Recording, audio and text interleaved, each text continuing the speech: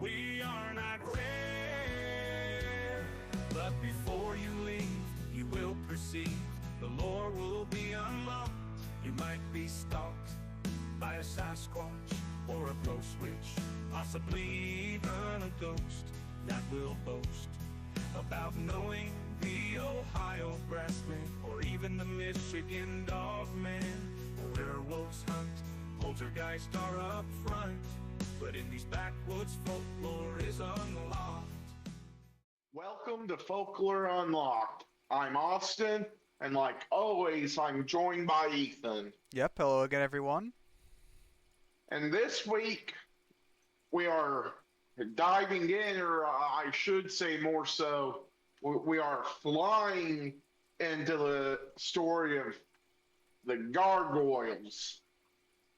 And you might recognize Gargoyles more so for like being on medieval architecture, but there's also different types of gargoyles, and well, I'm going to call them gargoyle lore.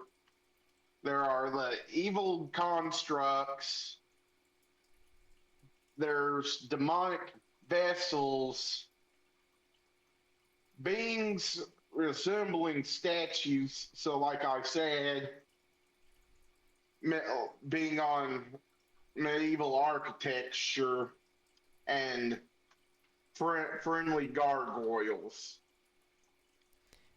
Yeah, you can think of evil constructs basically being kind of like golems, like someone controlling a statue or whatever. And I just had to add the friendly gargoyles because of the Gargoyles TV show. It was wonderful.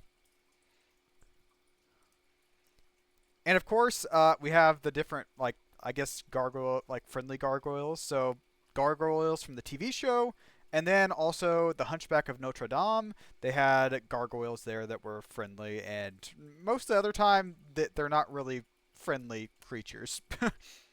So I do know I have watched The Hunchback of Notre Dame before. I would be a little worried if you hadn't. I mean, Disney is Disney for a reason. Mm. People watch their movies whether or not you're a big fan of Disney. And a description of gargoyles are they're a fantasy and horror monster inspired by, again, the gargoyle architecture element from like medieval buildings. They are somewhat humanoid with horns, claws, and bat-like wings. So they are very similar to the Jersey Devil, which we do have an episode on our YouTube and Spotify already about the Jersey Devil. Shameless Go check plug. that. Yeah, shameless plug. Like, comment, subscribe, drop us a follow if you're on Spotify. But yeah, like the gargoyles like this. I guess we have a picture here.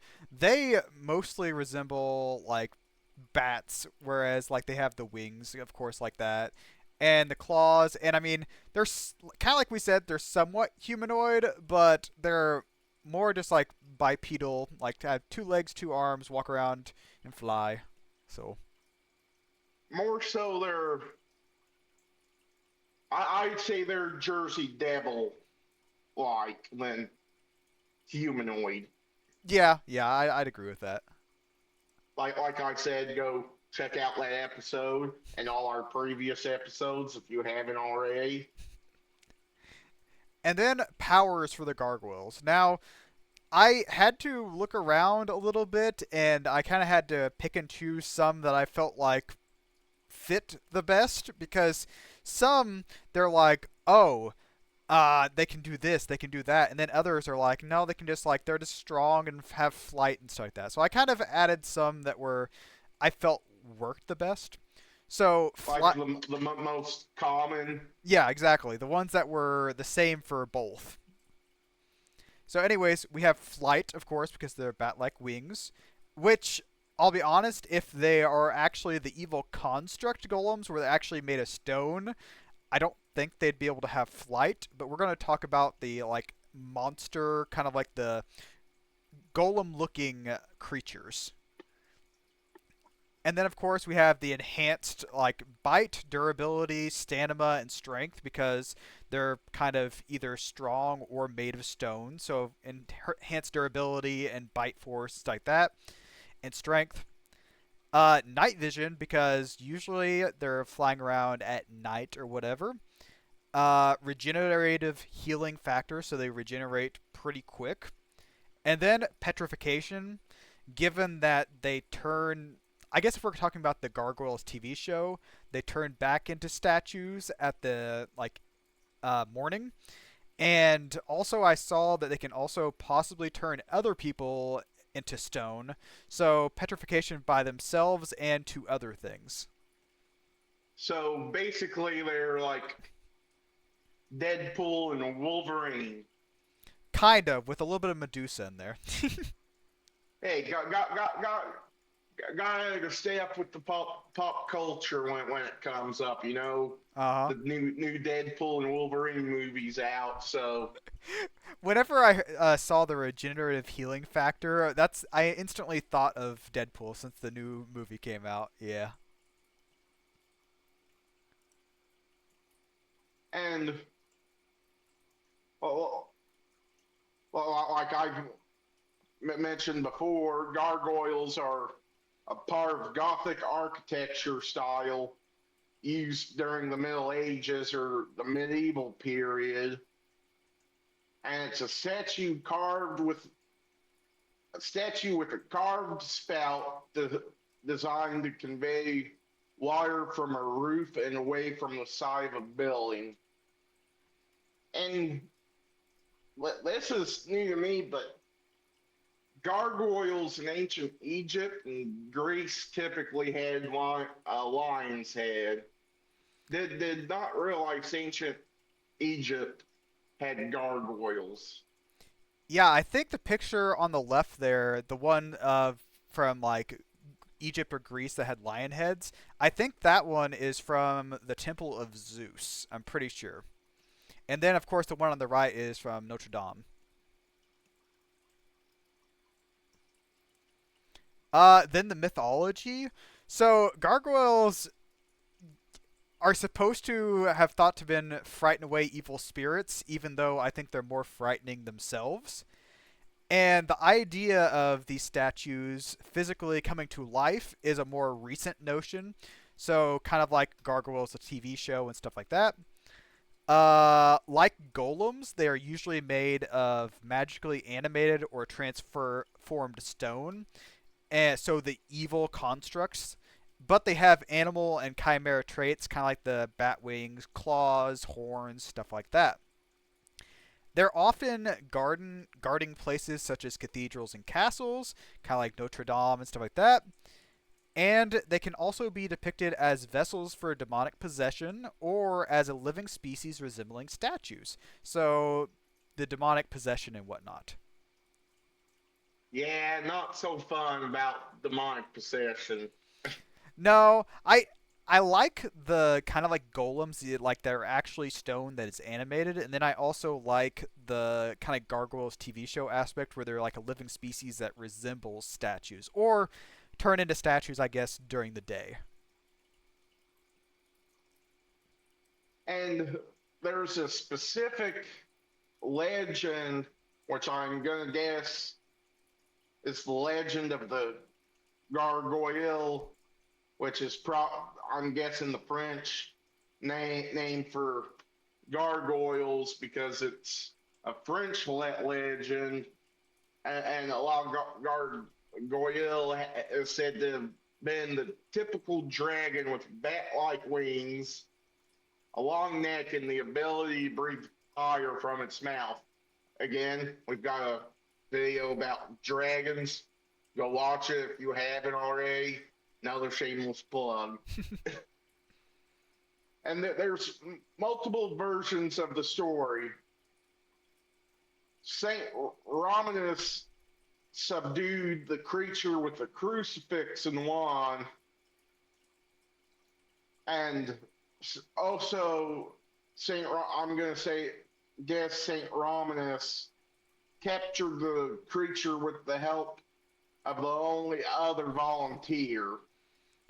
Yeah, I think the volunteer ended up being like a slave or something like that. So I don't know for sure if it was actually a volunteer or he was just told to do it. But either way, yeah. And the dragon or monster is led back to Rowan, and it burned, but its head and neck would not burn due to being tempered by its own fire breath. And the head was then mounted on the walls of the newly built church to scare off evil spirits. So, yeah. Yeah, that's kind of the start of the gargoyles kind of thing, because that definitely looks more like the ones that are on Notre Dame, that like are just there to convey water, more than like the statues that we kind of think about, like the monster gargoyles. Yeah. And on to our thoughts, personally, I think that the stories about gargoyles are just a boogeyman story to scare people. And then the statues are just based off of the stories. So put two and two together, you get four. But in this case, you put the stories plus the statues together, you get a scary looking creature that more than likely doesn't actually exist. I mean, hey, what if they only move at night when people aren't watching them? I mean, I guess, but Yeah, kind of like Austin, I don't actually believe in the monster the gargoyle exists. Like, even the ones that resemble statues, or, of course, the magically animated ones, the evil constructs, I don't think they all exist. But since the gargoyles are usually put on buildings and have a monstrous look to them, I can understand why people would look at the statues, especially since they kind of look demonic at some points or monsterish, and they would be scared of them. And I could even see, like, at night, if you're, like, walking around underneath, like, a cathedral or a castle or somewhere around there, and you see these things looking down at you, I can understand you might be a little worried or think that, oh, what if they fell down or what if they flew down and attacked you or something? So, I mean, most of the stories are kind of like, yeah, what if this happened? And then you see the statues and you're like, yeah, the stories make sense now, but I just don't believe the monster itself exists. yeah, I think if I had not seen the Gargoyles TV show, I wouldn't be as interested in them. But then also, I watched Doctor Who, and they have these things called weeping angels that are creatures that resemble statues of angels, and they only move when you're not looking at them, and they can move very, very fast. So I think these, like gargoyles and weeping angels, are kind of just like something I'm very interested in.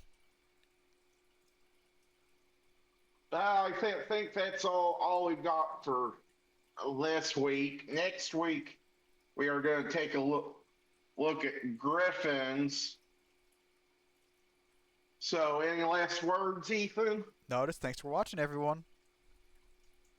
Well, like Ethan said, thanks for watching. Again, if you want, leave a like, comment, and subscribe if you're on YouTube. If you're on Spotify, drop us a follow, and we'll see you next week. Yep, bye, everyone. You might wake up beside Spearfinger with an extended visit from Jack the Ripper. But if you're lucky, it'll be an angel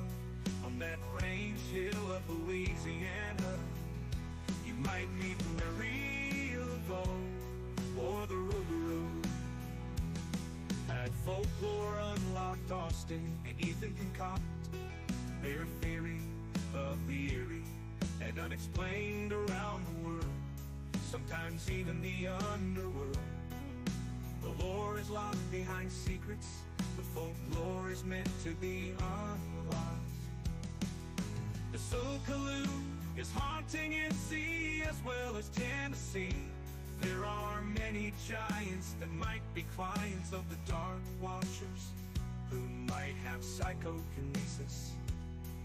And the phantom time hypothesis is like a phoenix, coming back around again and again. The laser strain on your brain if you've got more than 2 brain cells in you.